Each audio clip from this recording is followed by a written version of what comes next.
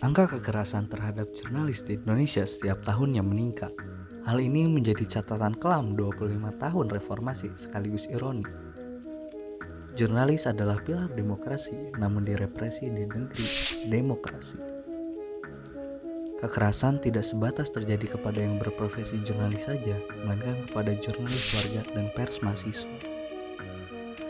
Peneliti dari Human Rights Watch Group, HRWG, Fahmi Ahmadi menyebutkan bahwa aktor yang melakukan kekerasan terhadap jurnalis berasal dari aktor negara dan negara. Polisi menduduki peringkat pertama dari aktor negara yang melakukan kekerasan terhadap jurnalis. Kasusnya yang banyak adalah melakukan kekerasan fisik saat aksi atau merusak alat liputan jurnalis. Itu bisa efektif ketimbang dia, polisi, men-take down. Jadi nggak usah dia kasih akses, larang aja liputan atau alatnya aja dirusak.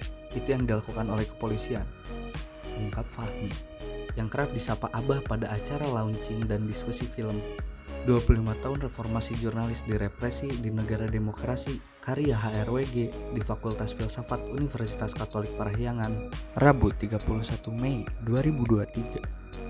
Fahmi melanjutkan kekerasan terhadap jurnalis yang sering terlupakan adalah yang tertuju pada pers mahasiswa dan jurnalis warga. Mereka cenderung terlupakan karena profesinya yang bukan jurnalis. Beberapa lembaga pers mahasiswa, LPM, yang mendapatkan represi, contohnya seperti yang terjadi pada LPM Profesi dan LPM Lintas. Kedua pers mahasiswa, Persma tersebut mendapat represi setelah memberitakan kasus pelecehan seksual di kampusnya.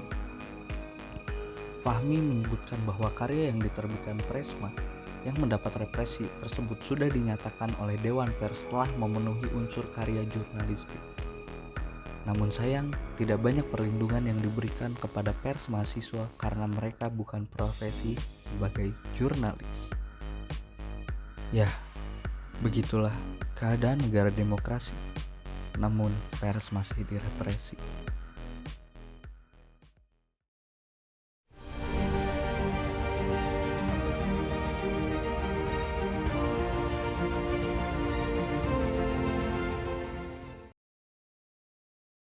Selamat datang para penonton di acara Mengkaji Bersama.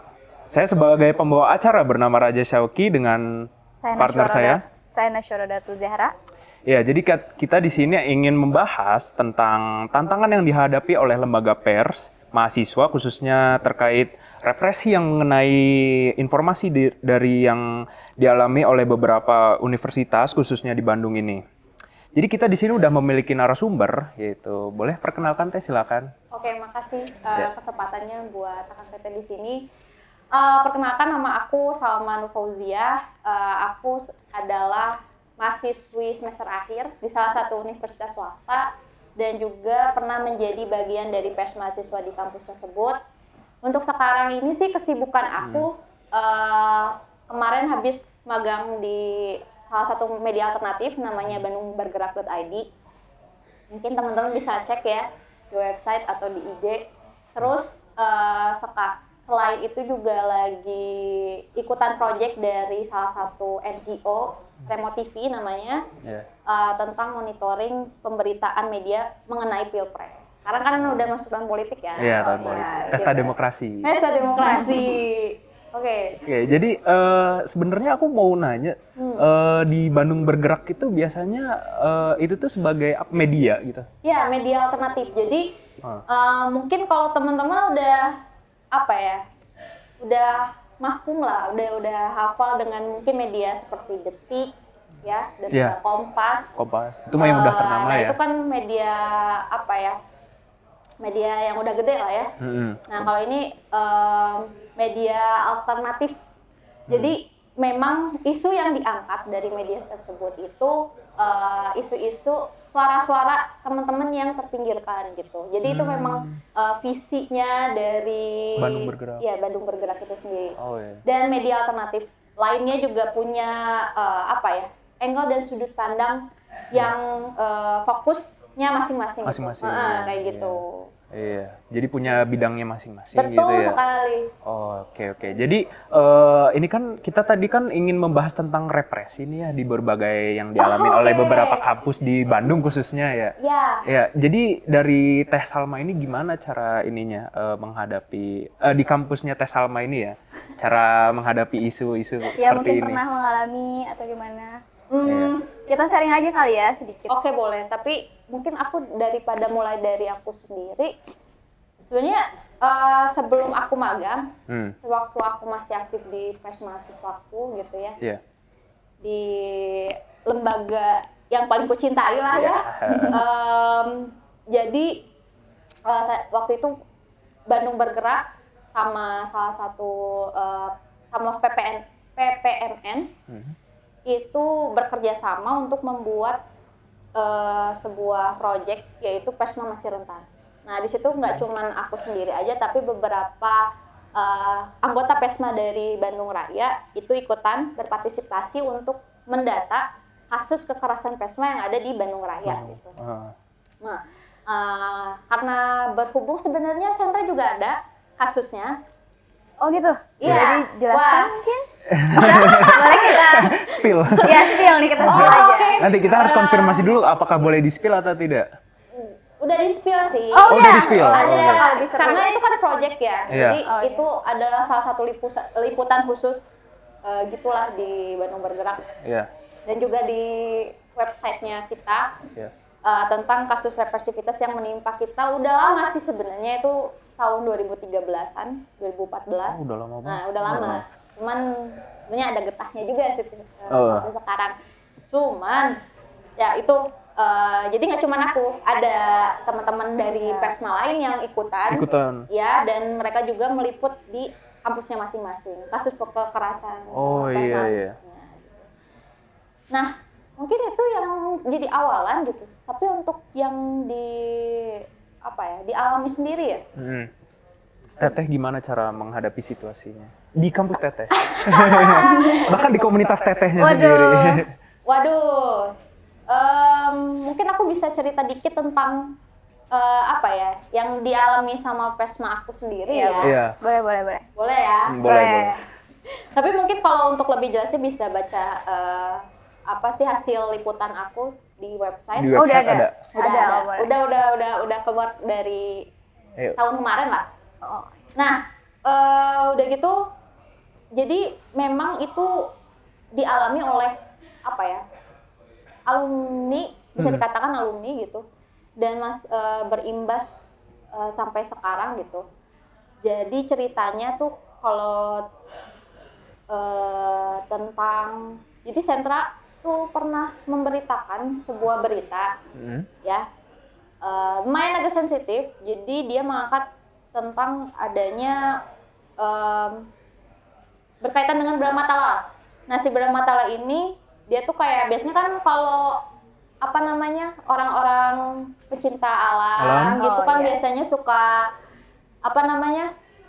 Adventure gitu. bukan LDKS apa ya? Oh, ospek. Ospek gitu Iya, ya. ospek. Nah, ospek kayak gitu. Iya. Terus ya si ospeknya ternyata ada tragedi yang tidak Diinginkan. diinginkan. Ada orang yang meninggal pada saat itu, dan pada saat itu Persmaku dia memberitakan hal itu dan viral. Nah, karena Sentra mungkin ya jadi perpanjangan tangan ke media-media luar. Oh, iya. Jadi karena dia viral gitu ya, karena pemberitaan dia menjadikan berita itu viral, populer, jadinya ya selain Brahmatala yang dibekukan karena kasus itu, kita juga dibatasi ruang geraknya kayak gitu, divakumin lah kegiatannya kayak gitu. Dibatasin untuk mengulik lebih dalamnya. Maksudnya gimana? Jadi kayak lebih diulik lagi, lebih diinvestigasi kayak gitu. Lebih kayak kita nggak bisa secara bebas buat berita gitu. Oh, Jadi iya. kegiatan setelah peristiwa itu nggak mungkin, kalau sebelumnya kita bikin kayak buletin, berita gitu mengenai kampus, tapi karena ada kejadian itu kita cuman kayak bikin mading, terus ya udah cuman hal-hal yang berbau sastra dan lain sebagainya. Jadi hal-hal jurnalistiknya itu nggak ada gitu. Iya, Dan iya. itu mungkin memang ada apa ya dinamika bangkit turunnya ya. Eh, ada salah satu anggota namanya alumni juga. Iya. Dia yang berusaha untuk membangkitkan lagi. Kalau misalkan teman-teman baca gitu ya di website itu bisa apa namanya? Ya, tahulah siapa gitu ya. Dia berusaha untuk membangkitkan lagi, mencoba membuat si Persma ini bukan cuman apa ya bergeraknya bikin mading doang atau apa doang, tapi dia bisa menghasilkan suatu produk jurnalistik. Iya. Kayak gitu sih kalau yang terjadi ya. Tapi Iya. kalau aku pribadi sih selama ini karena peristiwa itu jadi mau kritis tapi Kritis, agak tapi- ketahan gitu Iya. karena Iya. Nggak bebas gitu ya, nggak bebas berpendapat. ya kayak gitu. Kalau gitu ngomong-ngomong, selama jadi Persma nih ya Teh, seberapa besar sih tanggung jawab Teteh mengenai berita-berita yang pernah Teteh sebarkan atau Teteh apa ya, ulik lebih dalam terus Teteh sebarin kayak gimana tuh? Tanggung jawab ya. Iya. Atau pernah nggak sih mungkin mengulik suatu berita terus ternyata beritanya tidak benar? Beritanya tidak benar. Kurang akurat lah Kurang lebih akurat. Nah, iya. sebenarnya itu adalah salah satu tugas jurnalis ya untuk apa ya memverifikasi apakah misalkan nih ada isu kayak gini, benar nggak sih isunya kayak gini? Kayak Nah, gini. kita harus turun ke lapangan untuk konfirmasi hal itu gitu. Dan mungkin seberapa penting peran pers mahasiswa di kampus? Ya menurutku adanya pers mahasiswa di kampus tuh biar iklim demokrasi di kampus tuh jalan. Iya, iya. Gitu. Jadi kita tuh nggak cuman kayak ngelihat berita di kampus tuh yang bagus-bagus aja gitu. Ya nggak apa-apa sih kayak prestasi dan sebagainya. Cuman kan mungkin di balik kebagusan itu ada terselip apa ya hal yang mungkin perlu kita kritisi gitu. Mungkin kayak gitu sih. Iya, yang perlu kita lebih ini lagi ya caranya lebih dalam Nah, gitu. iya, Biar para mahasiswa pun tahu. Nah Iya, itu betul. gitu. Iya. Dan juga sebenarnya sebagai apa ya forum atau media untuk teman-teman mahasiswa sebenarnya menyuarakan keresahannya yang ada di kampus sih. Itu sih peran pers mahasiswa ya. Cuman mungkin selama saya bertugas tidak semaksimal itu mungkin ya. Itu mungkin yang bikin saya agak Iya. itu sih. Masih rada ini ya, harus jaga-jaga gitu. Iya, itu sih karena ya ditahan juga kan sama hakim biasanya. Jangan yang aneh-aneh ya. Aneh-aneh, beritanya. takutnya nanti kena Dan, masalah atau itu juga gimana. nggak cuman aku Iya. untungnya. Jadi Persma di Bandung itu punya apa ya kayak semacam forum komunikasi. Jadi mereka ngumpul di sana. Kadang kita kalau ngumpul bahas tentang permasalahan di masing-masing Persmanya. Kayak gitu. Jadi pas ngumpul ngobrol bareng ternyata sama permasalahan kita Permasalahan, gitu. iya. Jadi Satu kayak ada, pemikiran. iya kayak ada tali persaudaraan lah antara Persma yang lain. Jadi ya mungkin itu sih. Oke. Jadi tadi kan kita udah membahas dari individual gitu. Nah, aku tuh pengen lebih ini lagi gimana cara Persma ini menangani kasus yang represi yang terhadap ya gitulah terhadap jurnalis-jurnalis yang seperti itu gitu. Gimana Persma menghadapi kasus represivitas? Iya, represivitas. Oh, sebenarnya Persma sendiri gitu. Kita tuh ya punya mengacu pada kode etik jurnalistik Medan namanya itu. Iya. Nah, sebenarnya itu adalah salah satu langkah advokasi, ya langkah pencegahan mitigasi gitu. Kalau misalkan kita mau memberitakan sesuatu yang agak sensitif, Iya. ya kita berpacu pada itu. Hmm. Karena jurnalis pun juga berpacu pada kode etik itu. Jadi kalau misalkan pengen istilahnya selamat gitu ya, minimal kita tahu gitu tentang kode etik jurnalistik kayak gitu. Ya, ada Tapi SOP-nya gitu. udah ada. Oke. Jadi dari Persma juga punya kode etiknya tersendiri gitu ya? Enggak, jadi Oh, kita jurnalis. itu ada kode etik yang dikeluarkan sama, saya agak lupa nih, apakah Dewan Pers atau AJI, pokoknya ada kode etiknya. Iya. Dan kita pers mahasiswa biasanya mengacu pada kode etik itu. Kode etik itu yang udah dibuat. Yang udah dibuat, yang udah ada gitu. Nah, ya itu mungkin bisa jadi langkah mitigasi ya untuk kita menghindari represivitas. Tapi itu tergantung sama Pesmanya lagi biasanya. Iya. Pesmanya lagi biasanya dia ngerembuk lagi, kayak diskusi lagi. Ini kalau saya beritain ini, gimana ya? Nanti langkah mitigasinya kalau misalkan saya direpresi atau gimana, harus gimana ya? Kalau misalkan udah makin parah, saya harus ngubungin kemana ya gitu. Nah biasanya kalau ya mungkin ada. Oh iya baik. Nah yang saya tahu juga kemarin tuh ada payung mengenai hak pers tuh ada payung hukum Undang-Undang Pers Nomor 40 Tahun 1999. Apakah sebenarnya memang sangat membantu untuk para jurnalis di kampus untuk kebebasan berpendapat atau tidak membantu mungkin? Oke, aku mau perjelas ya sebenarnya Pesma itu kenapa sebenarnya kalau teman-teman lihat ada beberapa gerakan kayak salah satunya di PPMI. Itu Persatuan Pers Mahasiswa Indonesia, dia lantang buat menyuarakan ke Dewan Pers untuk membuatkan suatu undang-undang yang memang menaungi hukum ya, undang-undang hukum lah, menaungi Pers. Ya, pers itu, Pesma ya, pers mahasiswa itu sendiri gitu. Karena apa? Karena sebenarnya UU nomor 40 tahun 1999 itu tuh lebih memproteksi jurnalis-jurnalis yang ada di yang memang sudah terdaftar di media alternatif atau yang udah resmi. Iya, yang resmi gitu sebenarnya gitu. Tapi memang apa ya?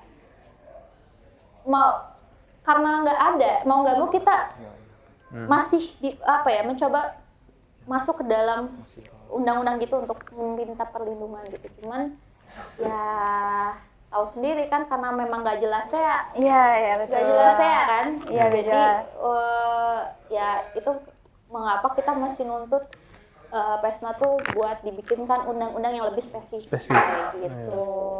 Oh, iya jadi kan undang-undang di nomor 40 tahun 1999 ini itu kan tentang hak ya kan, tentang hak dari pers ini. Nah, itu kan sebenarnya apalagi tadi kan pers yang ada di kampus itu kan belum ternaungi oleh hukum. Iya.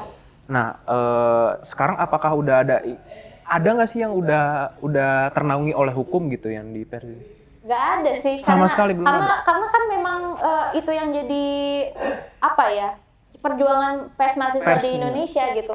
Maksudnya karena ketidakjelasan hukum kita, nanti kalau misalnya kita mau memberitakan sesuatu, itu yang apalagi yang sensitif gitu kan? Sensitif, itu gimana kayak gitu? Iya, ada hukumnya. Oh, oke. Iya, jadi karena kita udah segmen 1 cukup sampai saat ini, kita akan break dulu sebentar. Jangan kemana-mana, kita akan lanjut di segmen 2. Terima kasih semuanya.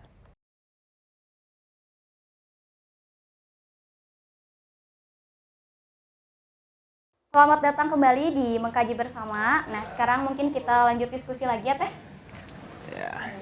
Jadi tadi kan Teteh itu sebelumnya pernah mengikuti NGO ya, Non-Governmental Organization, yang remote TV. Iya, tentang meliputi Pilpres itu kan. Iya, meliputi. Nah, jadi untuk Tetehnya sendiri itu pernah mengalami nggak sendiri mungkin kasus represi gitu yang Teteh alamin? Kan tadi kita kan membahas represi dari luar ya, di luar dari Teteh gitu kan, kayak kampus atau gimana. Nah, kali aja dari Tetehnya sendiri pernah mengalami represi nggak untuk menyuarakan suatu aspirasi gitu? Sebenarnya itu udah ditanya sih sebenarnya. Oh, udah. Iya. Oh, iya, maaf. Kayaknya minum dulu deh ya. Silakan diminum dulu. Oh iya, oke. Sama ya, Chill aja ya. Chill. Ya, kita chill aja dulu ya. Oke. Ini endorse gak ya? Oke. Enggak. Enggak. Ada manis-manis gitu ya? Aduh, Ada manis-manis itu gitu ya? lagi ngepromosi lagi. Ya.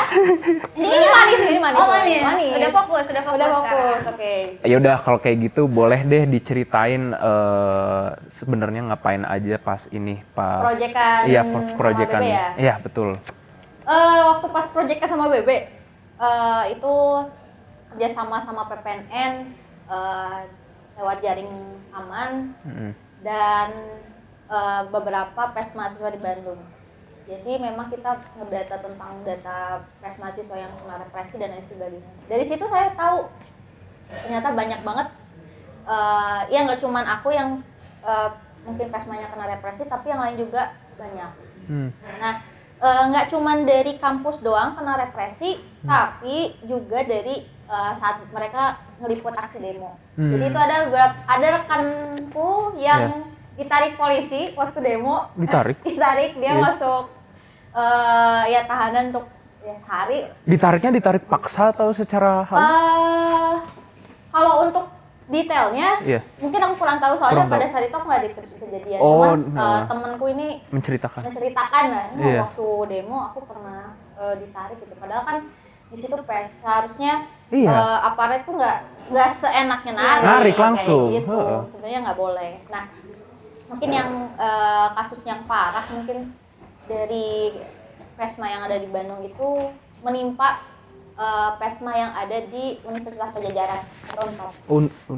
Jadi kalau yang saya ingat itu jadi mereka memberitakan tentang isu kekerasan seksual di kampus. Oh iya, yang ini bulan. Oh, sempat booming nggak sih? Iya, pernah. Aku sempat baca. Nggak jauh-jauh dari ini kok, jadi dari sekarang. Iya. Itu kan apa ya? Kalau di kampus sendiri itu memang isu sensitif dan semakin apa ya? Relasi kuasa pelakunya semakin tinggi itu agak sulit untuk ditangani ya, dan juga riskannya saat kita memberitakan hal itu juga tinggi gitu. Dan itu dialami oleh rekan-rekan aku dari Warta Kema sama itu Pena Budaya. Waktu itu rekan Tete juga ada di situ. Pena Budaya itu dari ini ya, dari Unpad juga. Oh iya. Jadi Unpad tuh banyak sebenarnya. Nah, mungkin kalau teman-teman mau lebih baca komprehensif secara detail ya tentang apa sih kasus mereka, ada teman saya itu dari proyek BB ini juga, Bandung Bergerak ini juga, dia membuat liputan khusus tentang itu, tentang represivitas di kampus ya. Nah, mungkin boleh searching aja.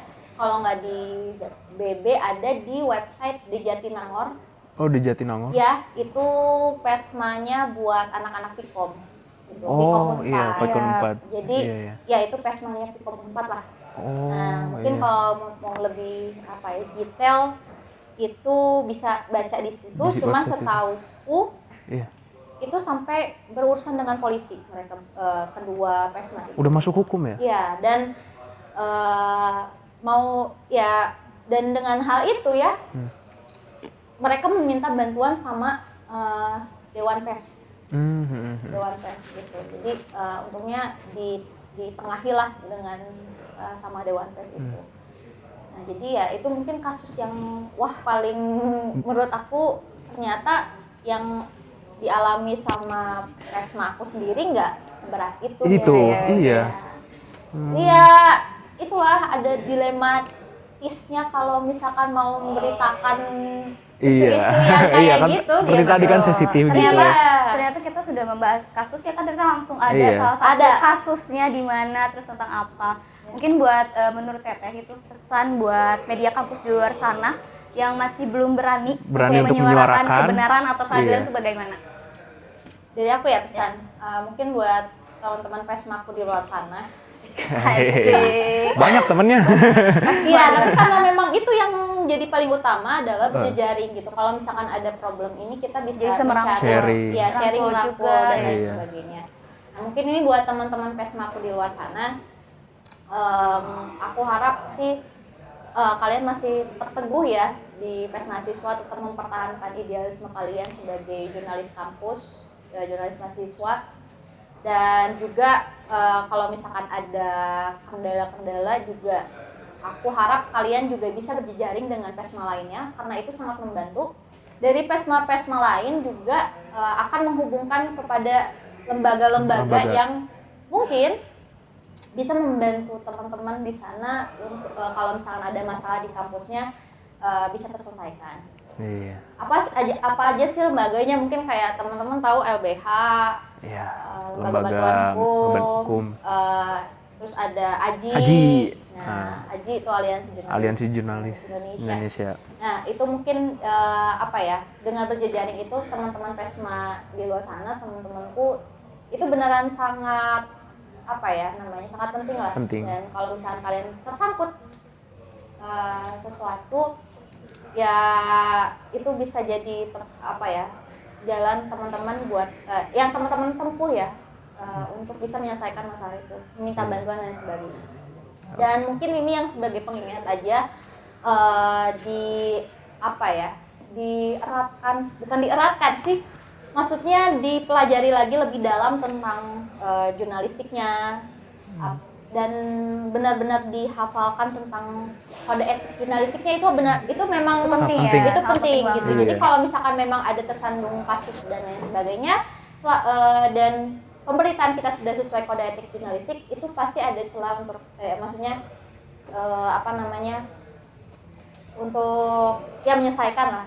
Itu pegangan gitu ya. Pegangan lah. Jadi Iya. jangan lupa dengan kode etik jurnalistiknya, dan mungkin kalau dari aku semangat terus. Kalau misalkan butuh bantuan juga, Pesma yang lain juga pasti akan menyambut tangan. Iya. Kalau bisa dijadikan pedoman ya kode etiknya. Bisa. Iya. Bisa. Iya, harus berpanutan kepada ini Iya, kan, kode etik gitu untuk bagi para pejuang ini, Iya. para pejuang jurnalis gitu. Kita udah asik banget gitu ya ngebahas sampai gak kerasa banget. Mungkin waktunya udah di ujung acara. Oke. Iya. Terima kasih Teh Salma atas penjelasannya. sama-sama. Kapan-kapan kita Bantu. ngobrol lagi ya. Iya, boleh silakan sih. Kalau Iya. ada waktu luang, ya Iya. telepon aja. Siap. Nanti kita kabar-kabar lagi ya kalau ingin berbincang-berbincang lagi. Siap. Oke, semoga sukses ya Teteh Amin. di Terima kasih banyak. Lancar Persma terus kampusnya. proyekannya dan Iya, Proyekannya. aduh, kalau di Pesma terus aku nggak akan lulus. Mungkin naik nanti alih profesi kan jadi resmi gitu. Aduh, ya amin. Amin. Oke, terima mungkin kasih Teh. Itu ya diskusi Iya. kita kali ini di Mengkaji Bersama. Mengkaji bersama. Terima kasih kepada narasumber dan para penonton-penonton yang ada di rumah atau dimanapun. Sampai jumpa di episode selanjutnya. Terima kasih. Sampai jumpa di Mengkaji Bersama.